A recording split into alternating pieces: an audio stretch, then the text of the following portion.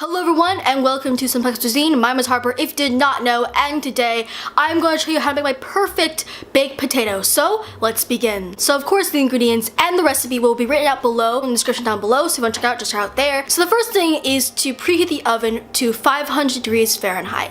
Now while the oven is being preheated, clean your potatoes. Now because this is a baked potato, you will be keeping the skin on, so you want the skin to be completely clean, so really scrub it really well. And then when the potato is cleaned off, drizzle some oil and just rub the oil all on the potato, and then season well with salt and pepper. And then finally prick the potatoes with a knife or a fork so the potatoes won't explode in the oven. Now when the oven is preheated, place the potatoes in the oven and let it cook for 20 minutes. After the 20 minutes is over, just flip over the potatoes and let them cook for another 20 minutes or so. Now I only had to use 20 minutes, but if potatoes are not cooked all the way, and you just figure that out by just placing a fork through potatoes and seeing if the fork can go through pretty well, there won't be any resistance and it will feel cooked.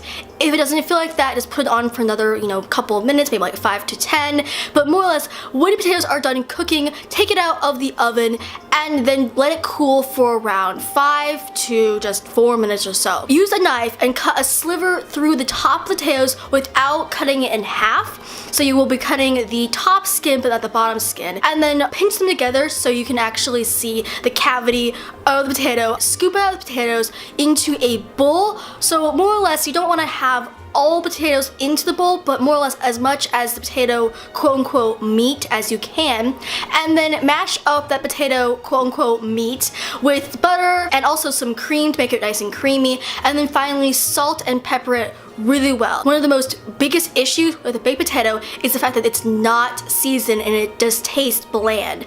So really season this mixture really well, but don't over season it because then you just have a complete disaster. So after that, place your mashed potatoes back into the shell of the baked potato, and then you can either warm it up again by putting it in the oven again, or you can serve it right now with a little bit of butter on top to garnish it, even melt the butter if you really want to, and then even some other garnishes like some green onions or chives or whatever. I didn't do that because there was no chives in my house, but if you want to do it, be my guest. And that is my perfect baked potato recipe. It is delicious, it's creamy, it's completely cooked, it is a great take, at least to me, and I'm not being biased, I'm being a little biased, but I'm not being that biased about how delicious this is. It is a perfect side dish for a meat or vegetable dinner, and it is even a great just meal by itself. And if you love potatoes as much as I do, or just like them at least a little bit, this will probably change your life, hopefully. I'm really selling it right now, but it is absolutely amazing.